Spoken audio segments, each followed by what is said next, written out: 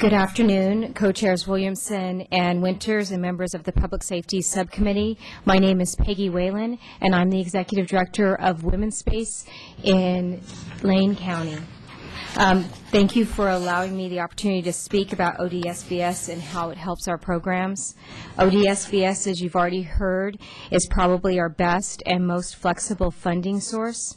Like many agencies, we receive funding from a multitude of sources: federal, state, local, foundation, fundraising, etc. Many of these sources, as you've heard, are very specific in what we can do with them. They're rural, transitional housing, economic empowerment, culturally specific, DHS clients or youth. Even though these funding sources are wonderful, many times they do not give us the flexibility to provide the tried and true basic services that all agencies need to provide: crisis line, shelter, advocacy, a volunteer program, even administration and operations. So currently, at Women's Space, we use our ODSVS funds to fund our bilingual bicultural volunteer coordinator, our crisis line, our domestic violence council, as well as some necessary administrative positions. So ODSVS can fill in and make sure that agencies such as Women's Space are able to address the basic services, including crisis intervention, shelter, advocacy, safety planning, peer counseling, and that all agencies need to be provided and are expected to provide by their communities.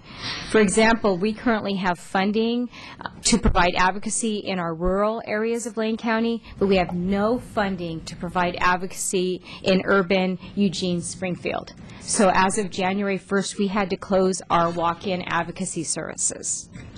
And so, which was a devastating decision because we just didn't have the funding. And last year, in 2012, we saw 1,819 new participants through our Crisis and Support Center where the walk-in services are held.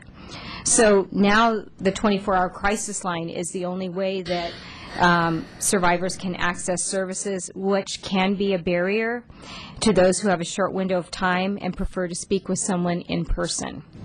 If ODSVS were increased by the $4 million that we're requesting, Women's Space could use those funds to hire an advocate to serve the urban Eugene-Springfield area, and then we could start providing those services again.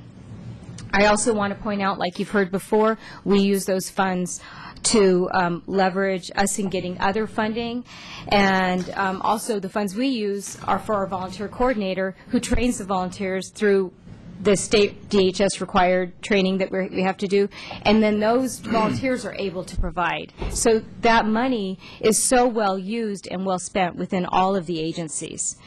Over the years, we've used ODSVS throughout our agency wherever the greatest funding need may lie.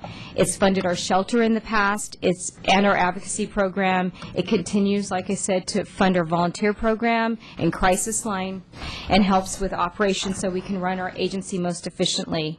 Thank you again for allowing me an opportunity to speak. Please support the proposal to increase ODSVS funds so that survivors throughout Oregon can continue to receive the basic services that they desperately need.